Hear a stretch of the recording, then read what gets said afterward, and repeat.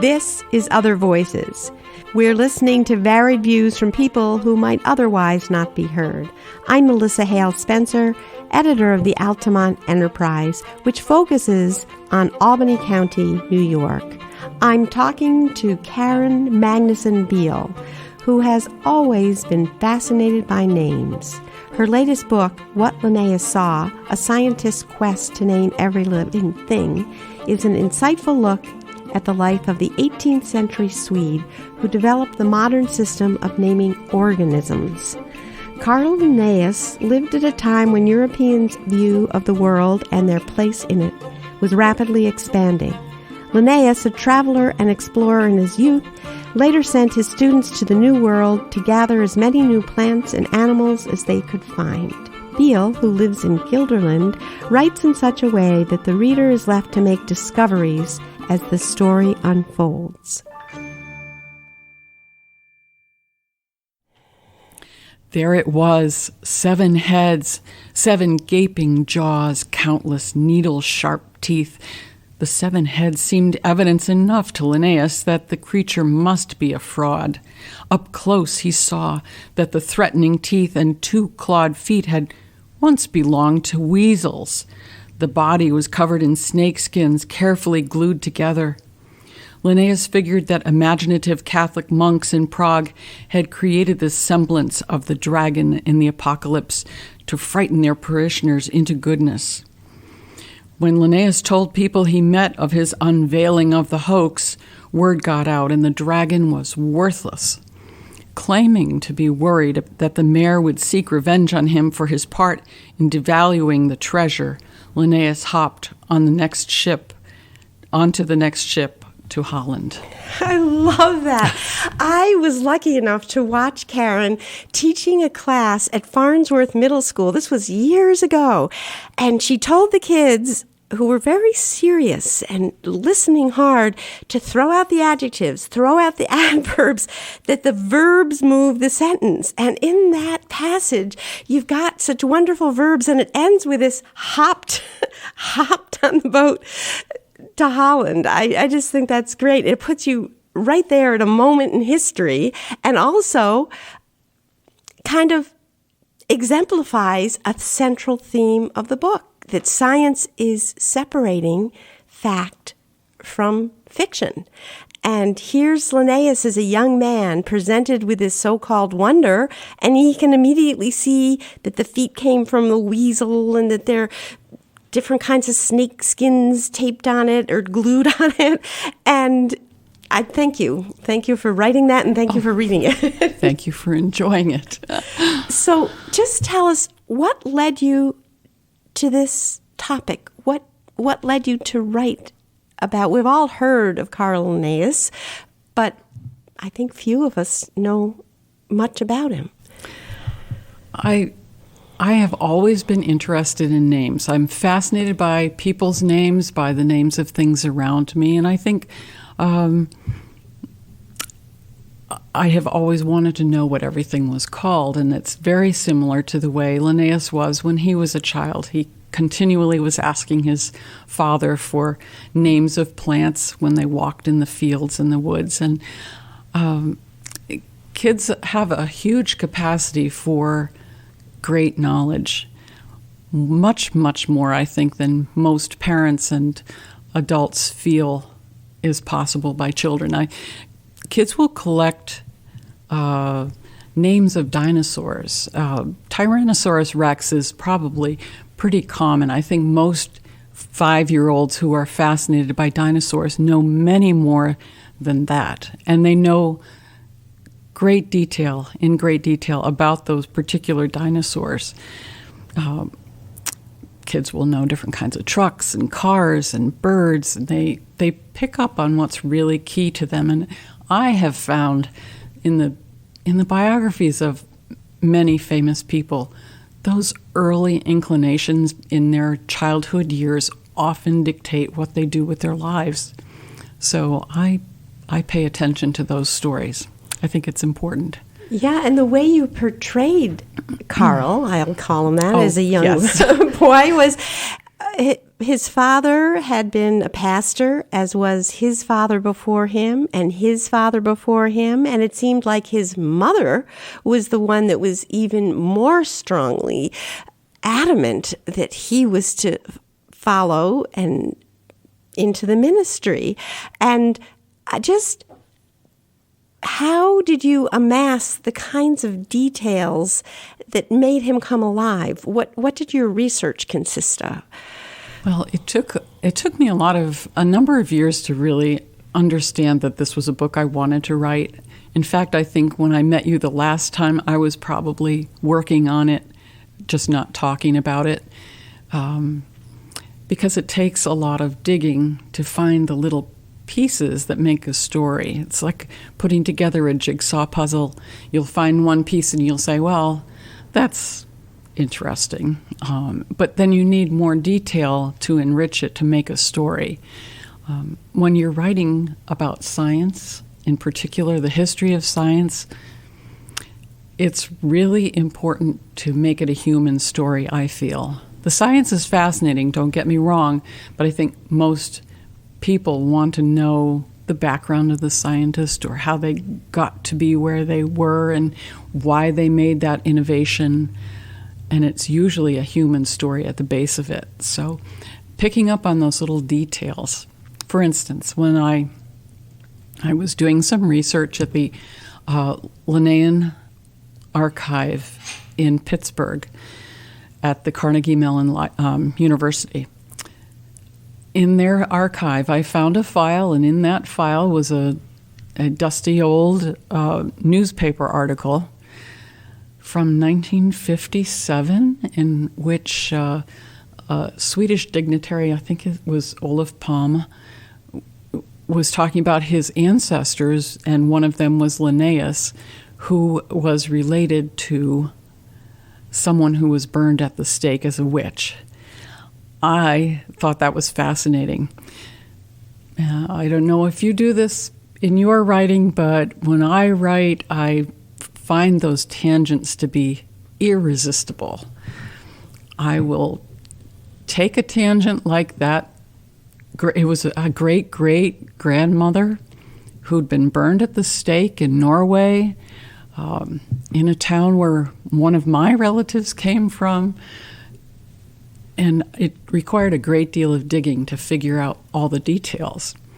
But I find those details are what make it really interesting. Of course, that particular story wasn't germane enough to have all the details that I found go into the book. So I know way too much about that poor woman than I should.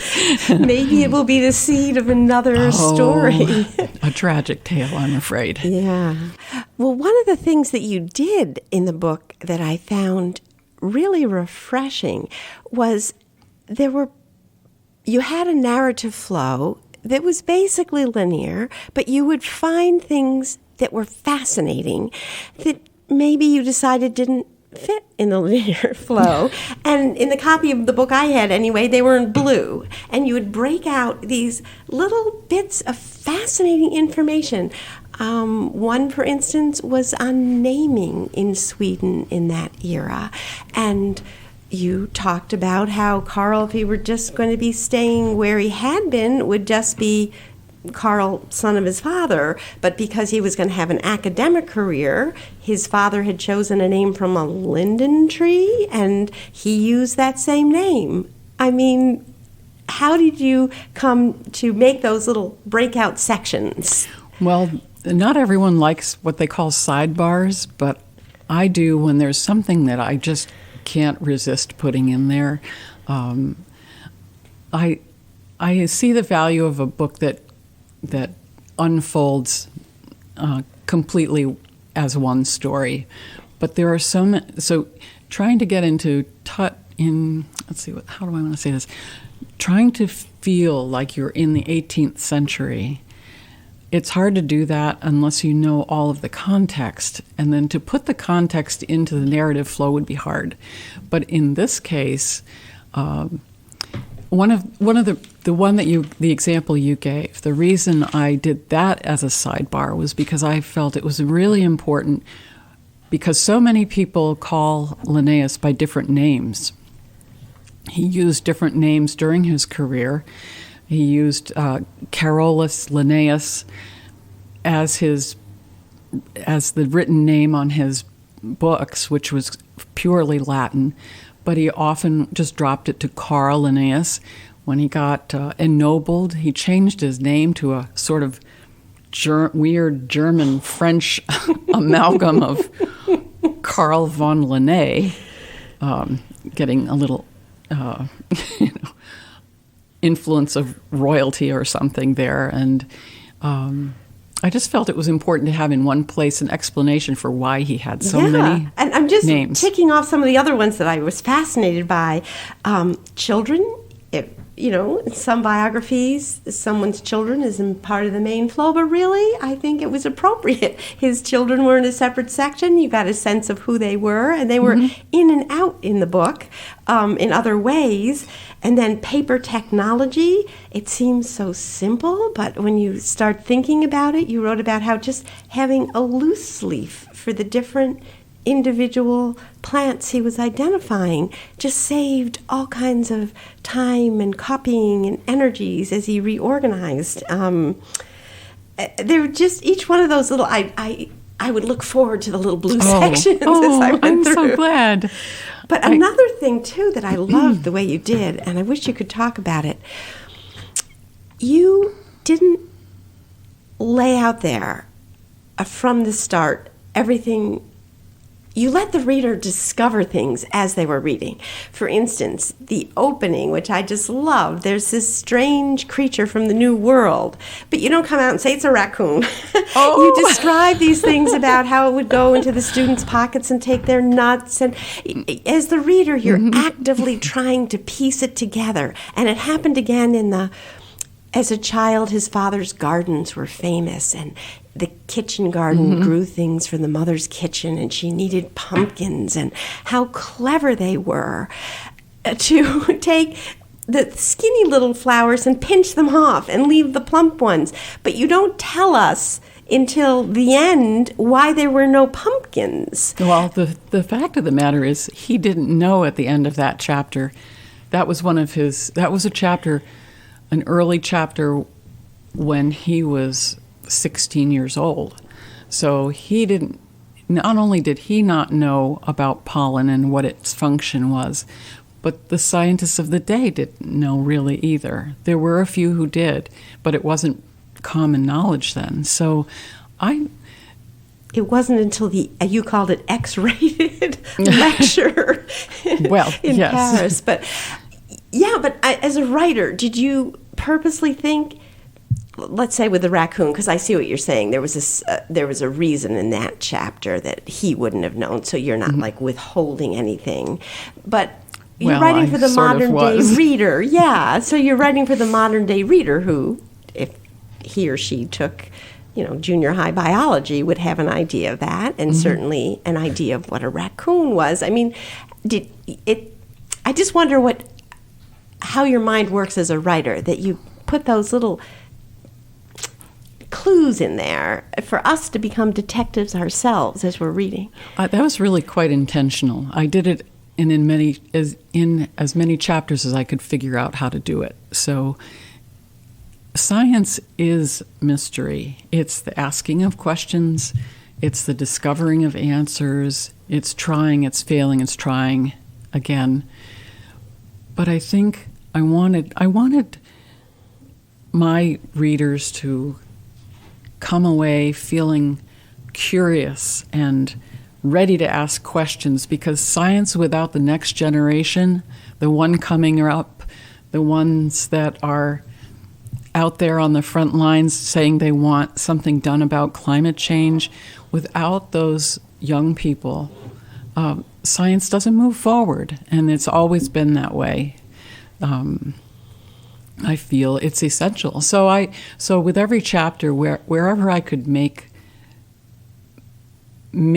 it possible for the reader to wonder the same kind of thing that Linnaeus might have been wondering at that time. And some of that is guesswork, and some of I was able to figure out how he was feeling about something. But I was pretty clear, I believe, where I had proof that he was wondering something or asking a question. And I want readers to feel confident that they can ask questions and find the answers, solve the questions. That there's more work to be done out there, and I wanted that to come across in the book.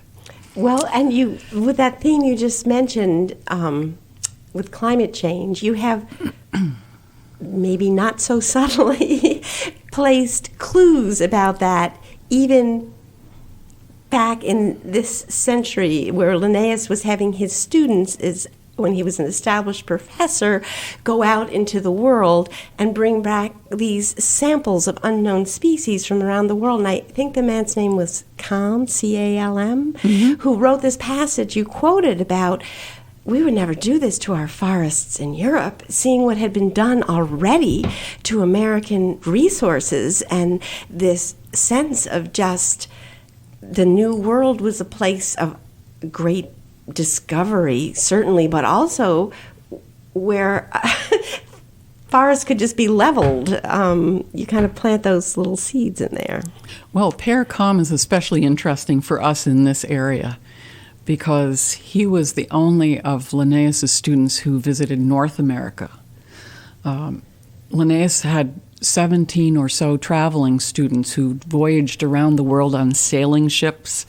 They were part of his network. They developed his network of global correspondents, which is one of his big strong points. He wrote to thousands of people and wrote thousands of letters to many, many scientists all around the world.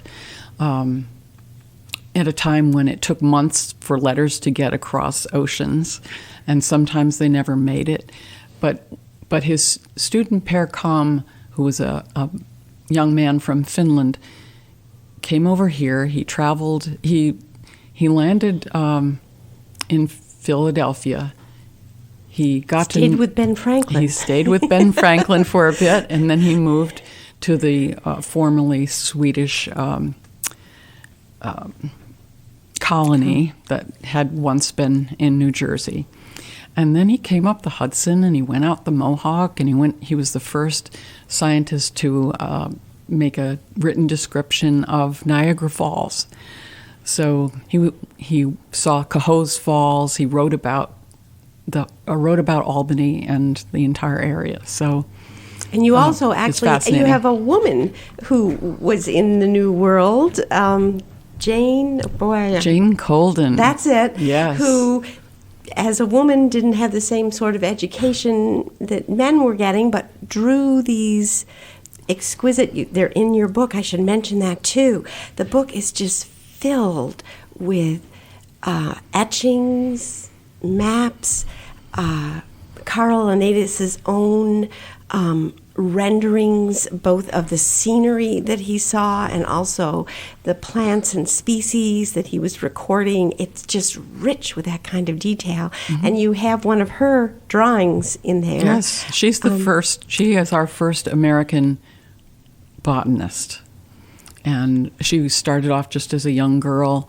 Her father was a correspondent of Linnaeus's and several of his colleagues. A plant was named after him. Unfortunately, a plant was not named after her. That is, I think, a failing of science at the time.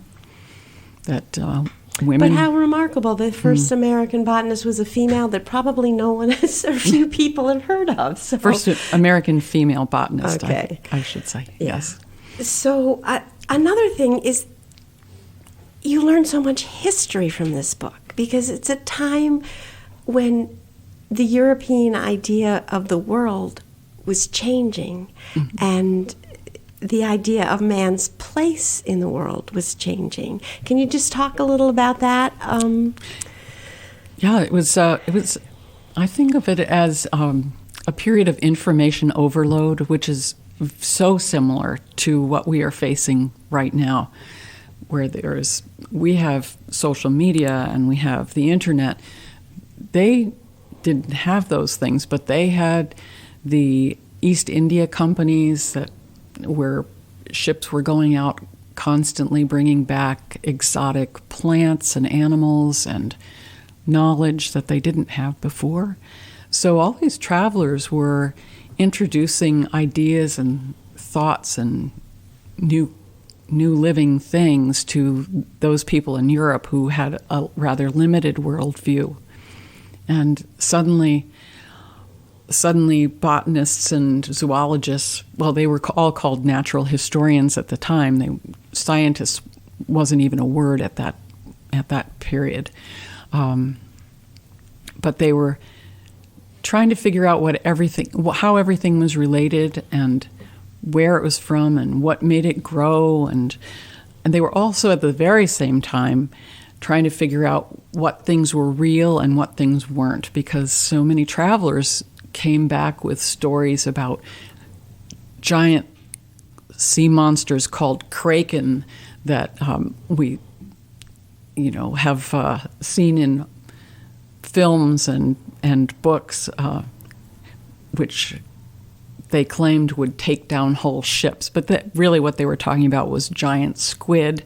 But at the time they had no idea what they were dealing with. But it was all a big hodgepodge, and people were double naming things, and many scientists gave the same name to the same plant or animal. And so people were unclear about what was real and what was false. So that was and one of the big Linnaeus challenges. gave us a system that still holds today. Yes. Well, not entirely, though. No, I mean, it's changed a lot. The foundation for it, yes. This idea that a single person could come up with that kind of a organization. And what amazes me most about him, I think, is not just that he was able to sort out all that information, which is a huge accomplishment, but he had an infectious excitement that drew students to him from all around the world. He even had a student who came all the way from North America to study with him, and later became one of the first physicians to teach medicine at the University of Pennsylvania, at the very first medical college.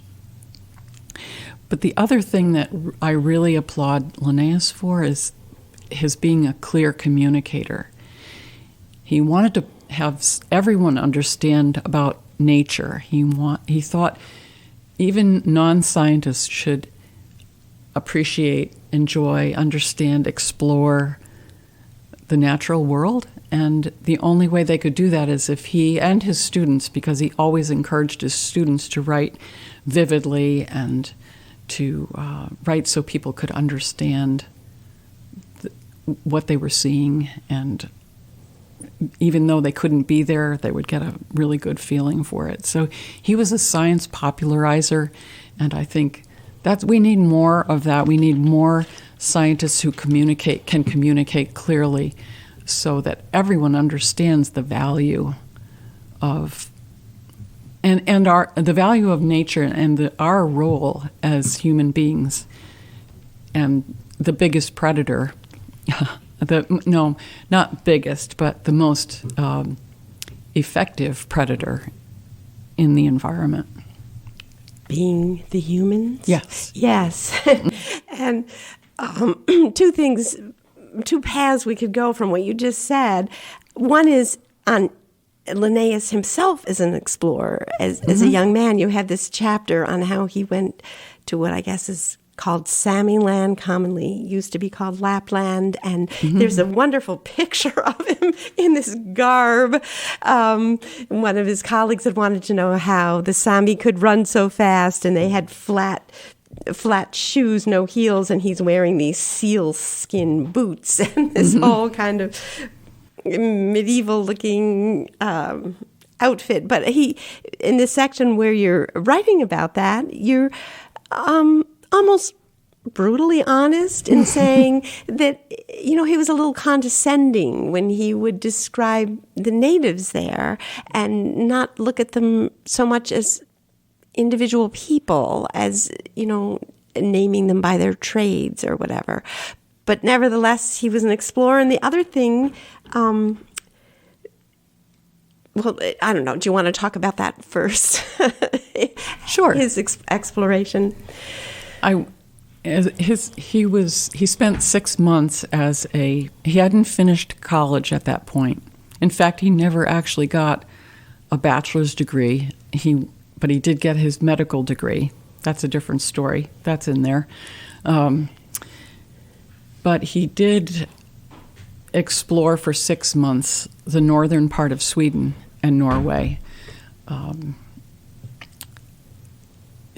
He was studying the people who lived there. He was studying the animals and the plants, and he brought back many, many previously unidentified and unnamed plants from those cold regions up in the polar circle.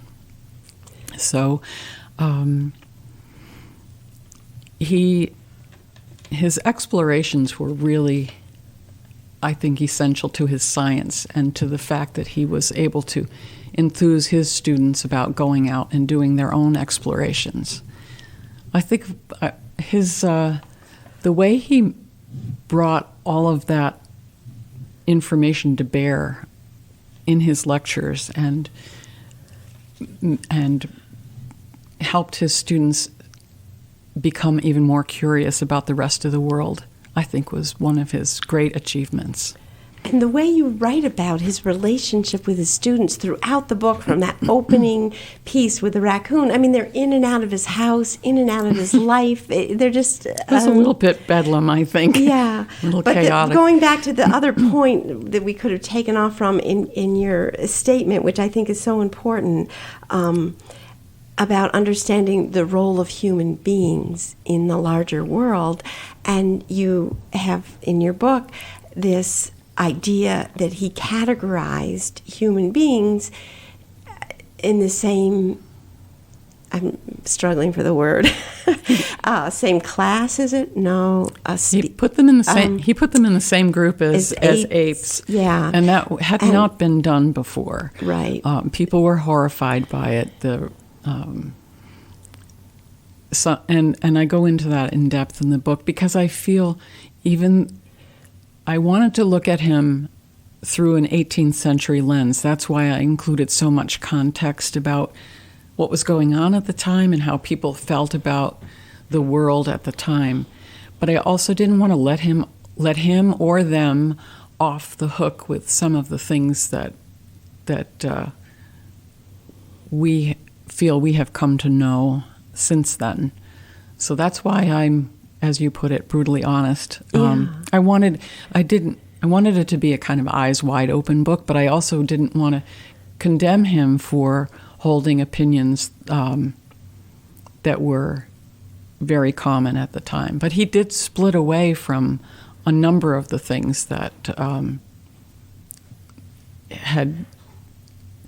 were common views held at the time. So he did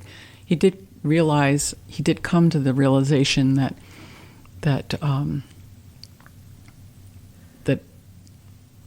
the living things do change over time. He started to see that, and because of his writings and because he had put humans and apes, he saw he didn't see a blood relationship there. He saw a connection, though a similarity, and that's why he grouped them together. Mm-hmm.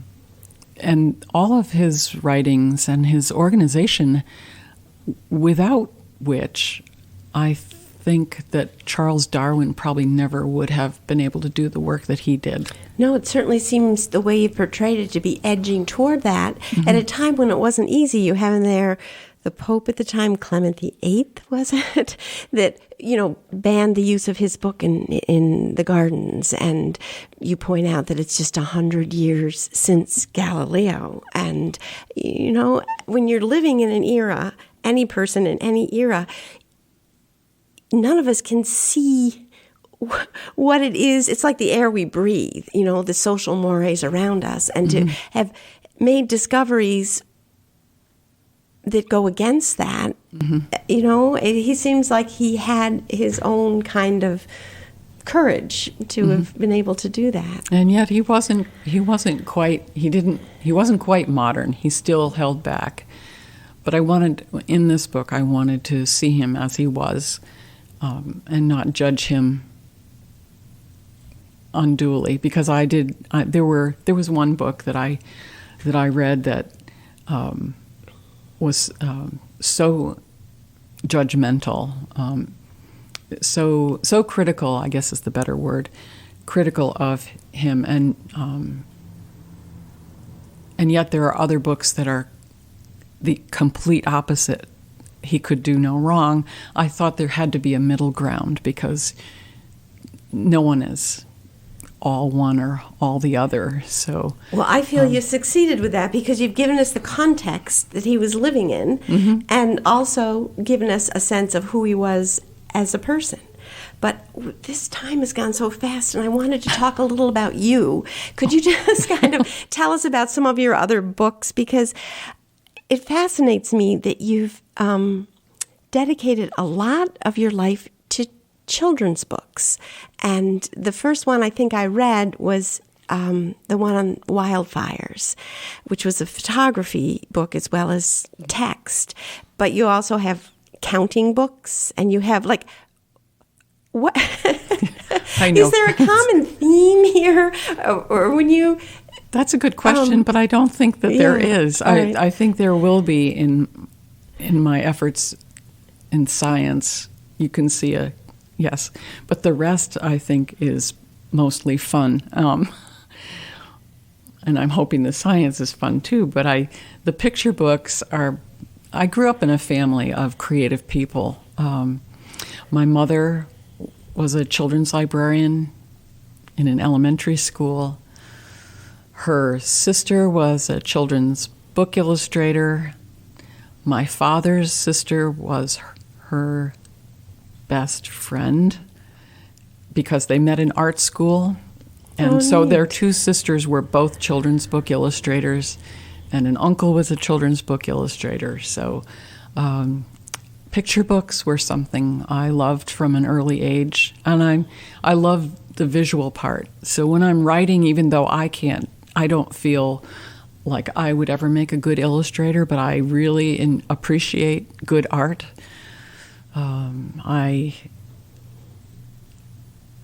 When you write a picture book, you're not doing the art, you're just doing the words, but you're trying to set up the art in a way. You have something in mind, and I love that creative part of it. That's why when it came to finding art for this book, I relished it. A lot of writers the editors will assign someone from the art department to find all the art to go with the book, but I wanted to roll up my, so you found the various illustrations? Oh, they're wonderful.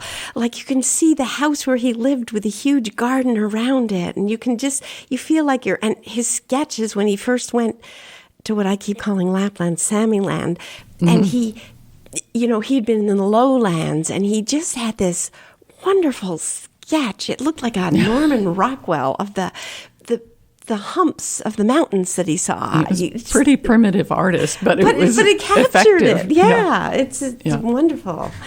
Thank you. What is your next project? What are you working on something now for? I have several ideas that are roaming around in there, and I don't know enough about them yet to be able to talk about any of them. But shoot. They will. I can promise you a couple of things. They will not require me to deal with Old Swedish and Old Latin texts. Oh, yes. And they will be about science. Whatever it is will have something to do with the natural world. So, well, do you have any closing thoughts for us? How about if I read the last couple of paragraphs of the book? Oh, yes, I love the last sentence especially. Good. That's a great ending. And I think it's so important that you write this for young people. I learned immensely from this. So I hope old people will read it too. But I hope everyone reads yeah. it. Few people in the history of biology have looked so closely at so many kinds of organisms at that seemingly unimpressive man in the Uppsala bookshop. To organize all knowledge about the natural world, that man, one of the most influential botanists in history, broke the old rules of science and replaced them with new ones. The rule breaker became the rule maker. Carl Linnaeus was driven by curiosity and passion. He was a brilliant yet flawed man who helped to organize the way we think about the natural world. Science is the pursuit of truth. Theories are the very nature of science, and they are provisional. They are always waiting for new data, new tools, new ways to be analyzed, and as Linnaeus understood, for new scientists.